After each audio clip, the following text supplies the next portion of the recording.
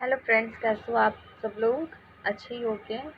आज जो current affairs कल का आया था द हिंदू का, उसमें मतलब डीपीएसपी के बारे में चर्चा हुई थी। तो मैंने सोचा क्यों ना डीपीएसपी को पूरा एक साथ ही पढ़ लूँ, ताकि करंट भी तैयार हो जाए और स्टैटिक भी। तो फिर चलिए शुरू करते हैं डीपीएसपी का। आज पहले चीज़ देखते हैं इसकी अवधारणा। समान अर्थों में डीपीएसपी जो तत्व है कल्याणकारी आदर्श का आदर्श से ही रमुश होता है। ठीक है, इसका निर्धारण और विधि सदैव लोगों का कल्याण को ध्यान में रख के ही किया जाता है।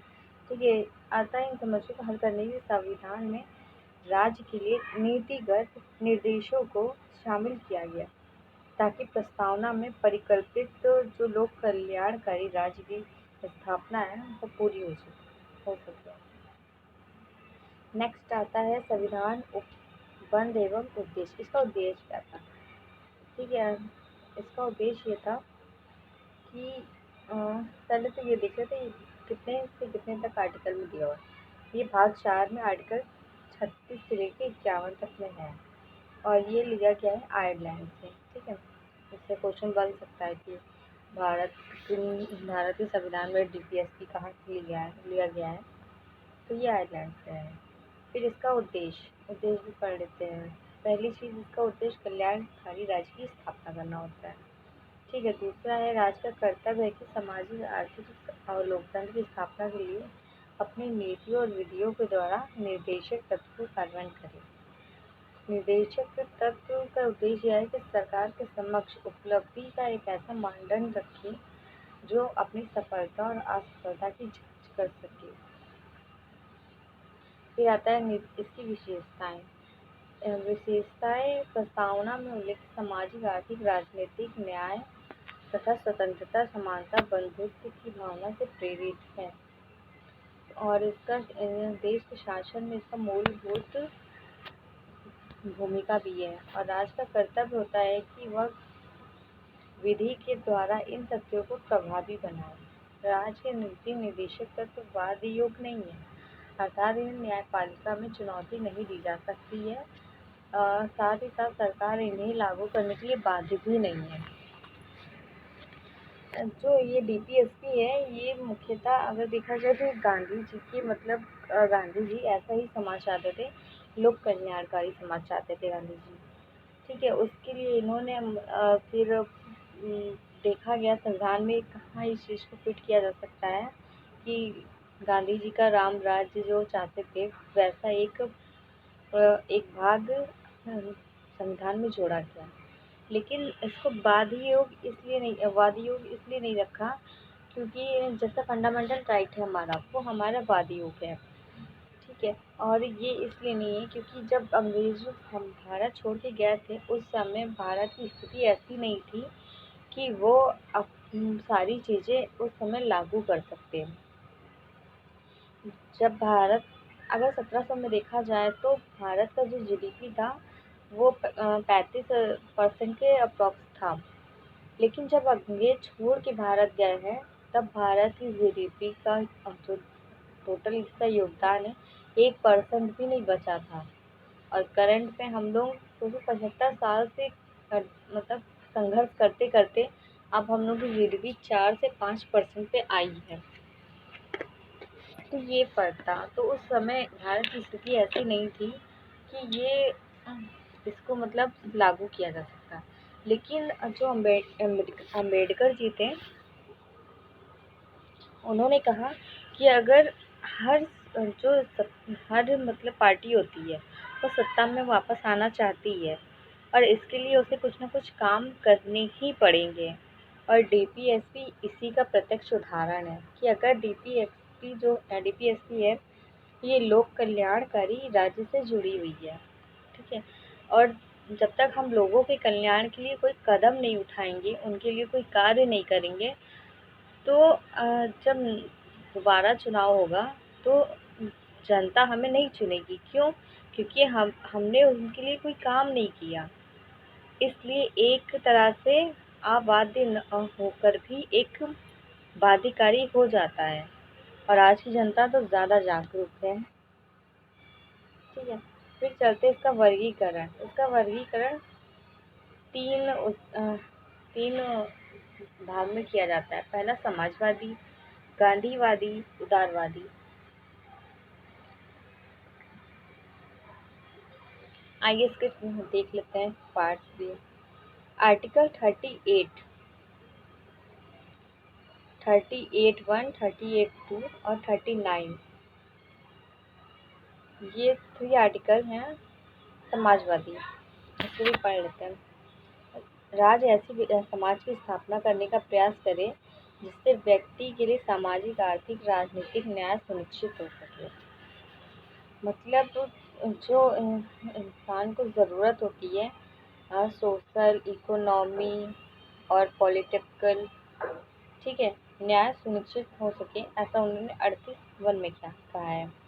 फिर आता है 38(2), इसमें विशेष रूप से आय की असमानता, यानी कि जो मतलब पर कैपिटा इनकम है उसको, जो उसमें असमानता है उसको कम करने का प्रयास किया है, बल्कि लोगों के बीच विभिन्न क्षेत्रों में रहने वाले विभिन्न व्यवसायों में लगे हुए लोगों के समूह के बीच प्रतिष्ठा, सुविधाओं, अवसर की असमानता को भी समाप्त करने का प्रयास किया है। अवसरों की असमानता असमानता को मतलब समाप्त करने का प्रयास मतलब ये नहीं है जैसे कि यूपीएससी है, आप लोग भी कर रहे हो, मतलब वो सभी जाति के लोग करते हैं, सभी जाति सभी धर्म के लोग फॉर्म भरते हैं।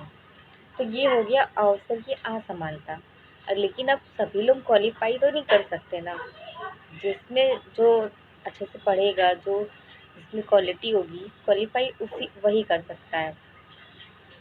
इसलिए गवर्नमेंट अवसर सबको देगी, लेकिन उसमें अगर टैलेंट है तो वो अपनी मतलब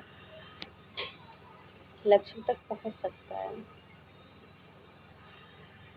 ठीक है, नेक्स्ट आता है राज का अनुकरणीय कुछ नीति तत्व। पुरुष और स्त्री सभी नागरिक को समान रूप से जीविका के पर्याप्त साधन उपलब्ध कराना। अगर आप मतलब आज़ादी के पहले देखें तो बहुत ज़्यादा डिफरेंस था महिला और पुरुष में, बहुत ज़्यादा डिफरेंस था। उसी को कम करने का प्रयास है ये कि महिला और फीमेल और मेल दोनों ही अब उनके जीवन में समान अधिकार होंगे। समुदाय के भौतिक संसाधनों का स्वामित्व नियंत्रण इस प्रकार विकसित हो कि सामूहिक हितों का सर्वोत्तम साधन बन सके। ठीक है, नेक्स्ट आता है आपका आर्थिक व्यवस्था में धन और उत्पादन के साधनों का विकेंद्रीकरण। विकेंद्रीकरण इन द सेंस कि जैसे मतलब लोगों के बीच बंटवारा, धन और उत्पादन का विकेंद्रीकरण, मतलब सब कुछ एक ही जगह सेंट्रलाइजेशन ना हो उसका, यानी कि केंद्रीयकरण ना हो उसका, मतलब सेंट्रल में, स्टेट में, लोगों के बीच जो व्यवसाय से जुड़े हैं उनके बीच, सभी के बीच एक बंटवारा सा हो जाए, मतलब उसी को कहते हैं विकेंद्रीकरण, ताकि सभी तक पहुंच संभव हो सके। जैसे किसान हुआ, किसान ने अनाज उगाया, अब अगर अनाज उगा के वो अपने पास ही रख ले तो वो हो गया सेंट्रलाइजेशन। और अगर वो मार्केट में लेके आया, मार्केट से फिर दुकान पे पहुंचा, दुकान से फिर लोगों तक पहुंचा, तो ये हो गया विकेंद्रीकरण। ठीक है, नेक्स्ट आता है पुरुष तथा स्त्री दोनों के लिए समान कार्य के लिए समान वेतन।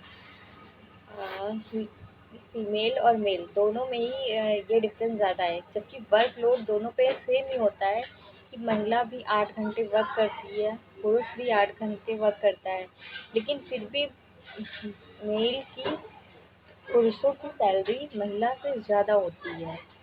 और ये कहीं ना कहीं आज भी है और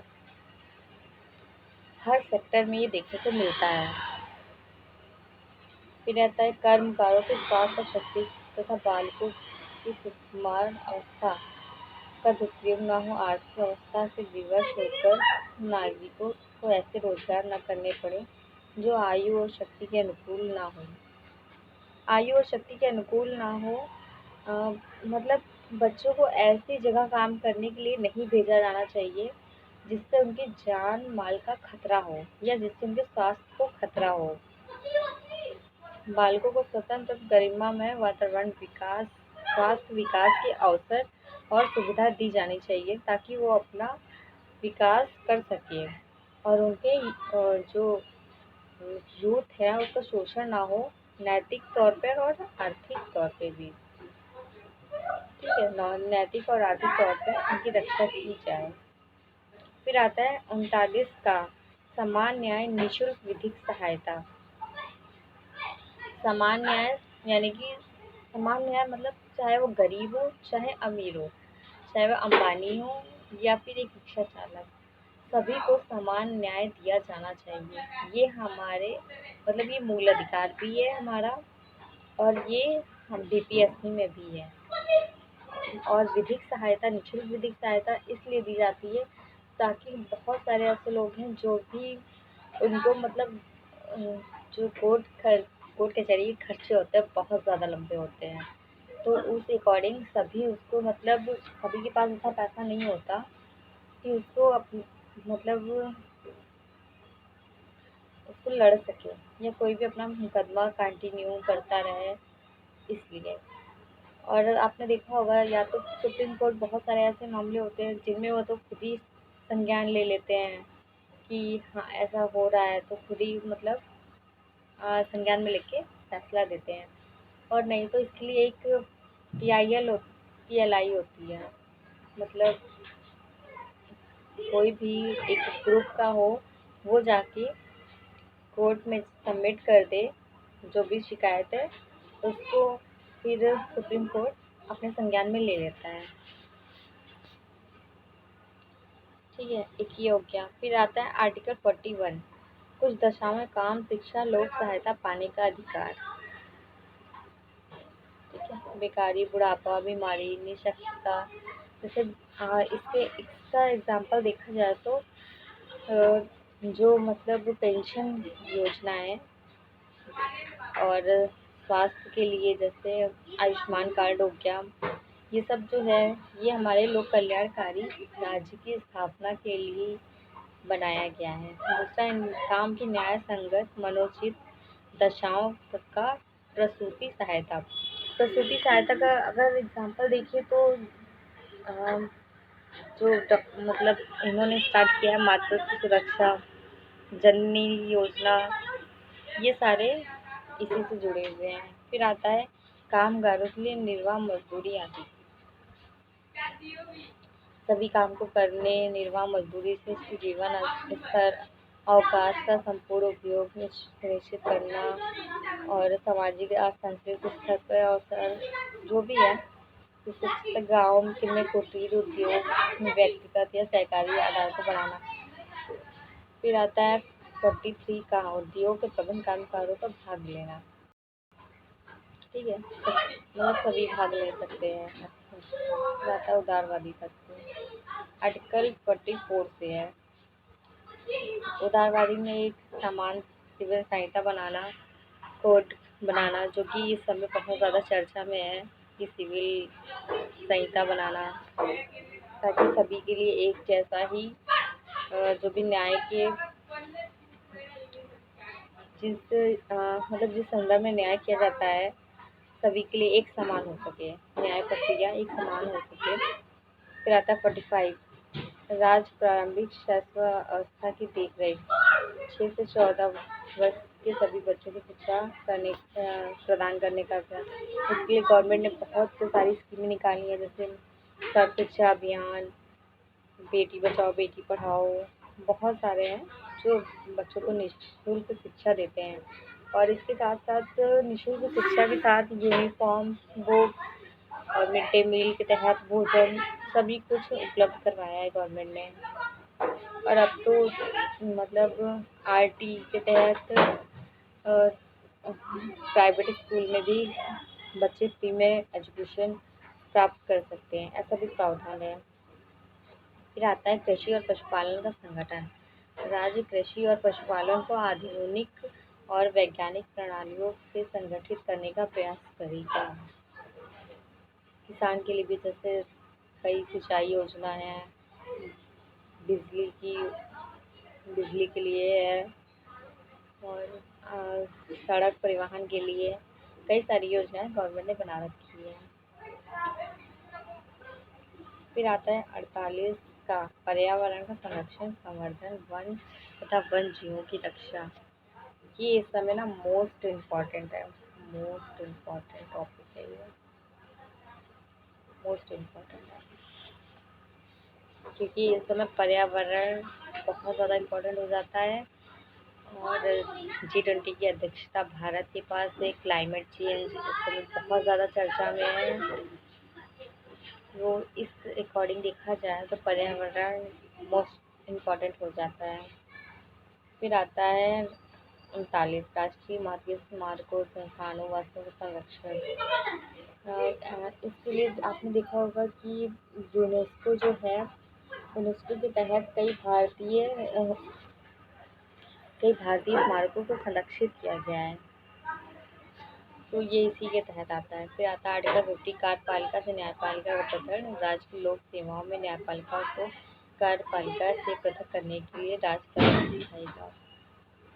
फिर आता है 51 अंतर्राष्ट्रीय शांति सुरक्षा की प्रवृत्ति। अंतर्राष्ट्रीय शांति सुरक्षा की प्रवृत्ति राष्ट्रपति न्याय संगत समान को संबंध बनाए रखने का, संगठित लोगों के एक दूसरे से व्यवहार की अंतर्राष्ट्रीय विधि, संधि बाध्यताओं के प्रति आदर बढ़ाना। और आता है विवादों, अंतर्राष्ट्रीय विवादों का मध्यस्थता द्वारा निपटाने के लिए प्रोत्साहन का प्रयास वाले। फिर आता है गांधीवादी में देखा जाए तो पंचायत सब महत्वपूर्ण टॉपिक है। पंचायत,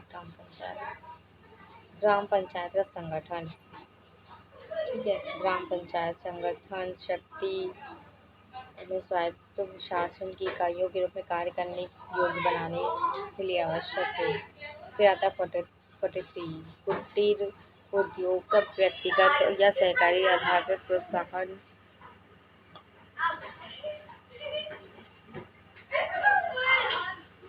फिर आता है 43 का सहकारी समिति का समर्थन। राज्य सहकारी समितियां स्वैच्छिक गठन, कार्यकरण, नियंत्रण, व्यावसायिक प्रबंधन, ये जितनी भी चीज़ें हैं ना सब गांधी जी के तहत ही है। मतलब वो ऐसा ही राज्य चाहते थे। अनुसूचित जाति जनजाति अन्य दुर्बल वर्गों के लिए शिक्षा, अर्थ संबंधी की वृद्धि,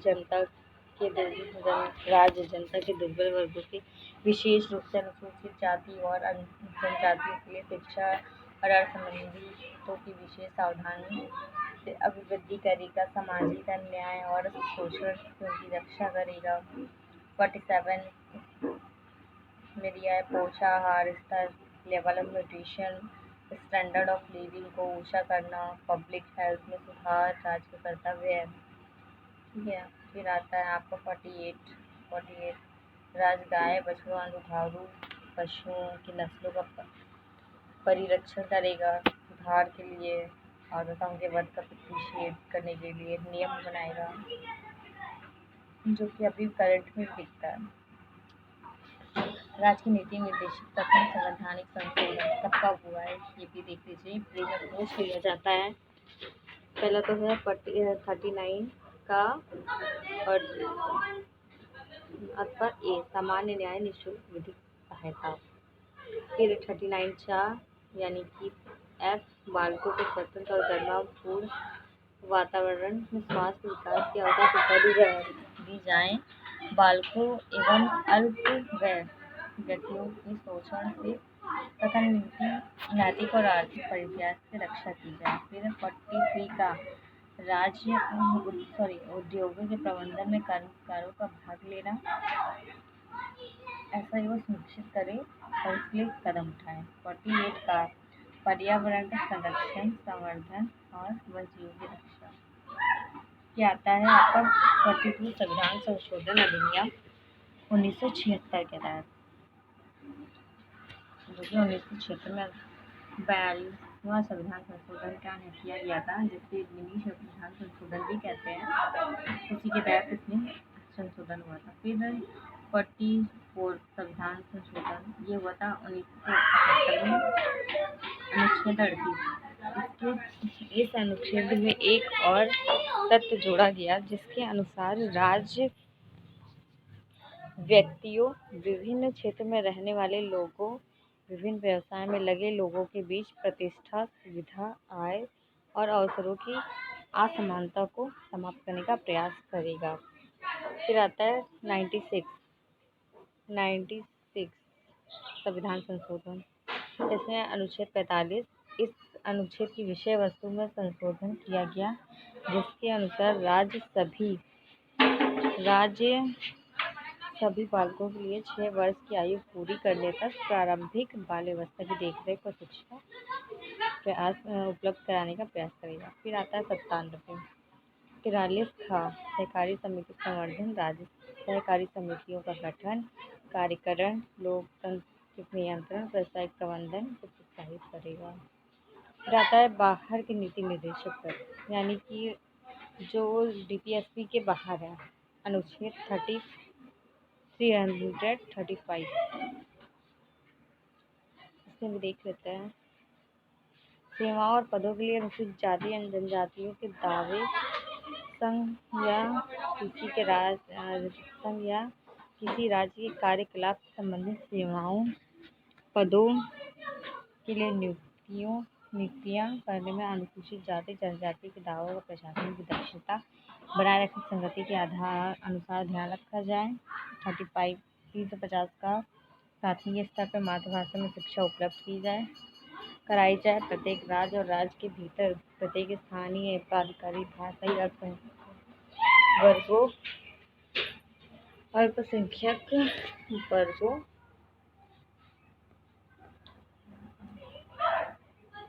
पर्याप्त राष्ट्रपति और जनसंख्यक वर्गों के बालकों की शिक्षा के प्राथमिक स्तर पर मातृभाषा में शिक्षा की पर्याप्त सुविधाओं की व्यवस्था करने का प्रयास करें, और राष्ट्रपति किसी राज्य को ऐसे निर्देश दे सकेगा जो वह ऐसी सुविधाओं का उपबंध सुनिश्चित करने के लिए आवश्यक या उचित समझता है। मतलब राष्ट्रपति अपने अकॉर्डिंग कर सकते हैं काम। फिर है 351 हिंदी भाषा के विकास के लिए निर्देश लिखा हुआ है। ठीक है।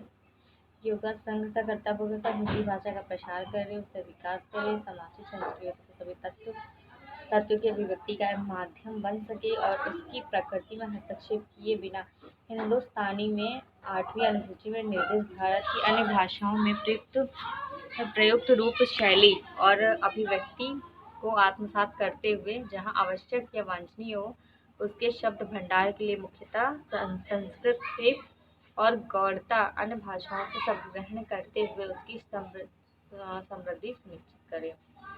फिर आता है फंडामेंटल राइट और नीति निर्देशक में रिलेशन भी पढ़ लेते हैं। कई इसमें टकराव हुए हैं, जैसे मद्रास राज बनाम चंपकम दुराई राजनवाद 1991। मूल अधिकार सर्वोच्च किंतु संशोधनीय या मूल अधिकार तथा निदेशक कर्तव्य के बीच प्रथम कानूनी लड़ाई हुई। उच्चतम न्यायालय ने निर्णय दिया कि दोनों के मध्य किसी भी प्रकार के विवाद में मूल अधिकार प्रभावी होंगे। उच्चतम न्यायालय ने यह भी निर्धारित किया नीति निर्देशक तत्व को लागू करने के लिए मूल अधिकार को संवैधानिक संशोधन के अंतर्गत संशोधित किया जा सकता है, और इस निर्णय के परिणाम स्वरूप संसद ने प्रथम संशोधन 1951 में, चौथा संशोधन अधिनियम 1955 एवं 7वां संविधान संशोधन अधिनियम 1964 द्वारा कुछ नीति निर्देशक तत्वों को लागू किया। दूसरा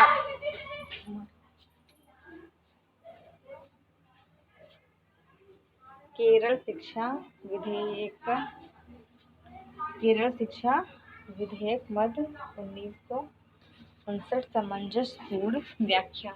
इस वाद में उच्चतम न्यायालय ने निर्णय दिया कि निदेशक तत्व मूल अधिकार पर प्रभावी नहीं हो सकते, लेकिन दोनों में टकराव होने पर सामंजस्यपूर्ण व्याख्या का सिद्धांत अपनाना चाहिए। और दोनों के लिए बराबर स्थान होना चाहिए।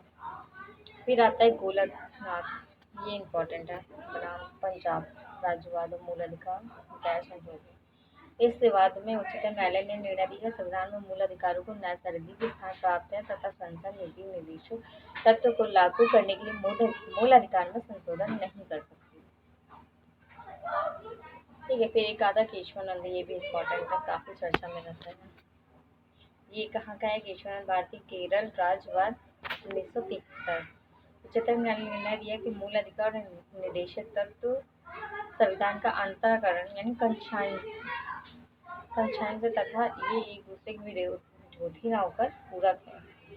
अनुच्छेद निर्देशक तत्व के अनुच्छेद 39 ख ग को कुछ मूल अधिकारों का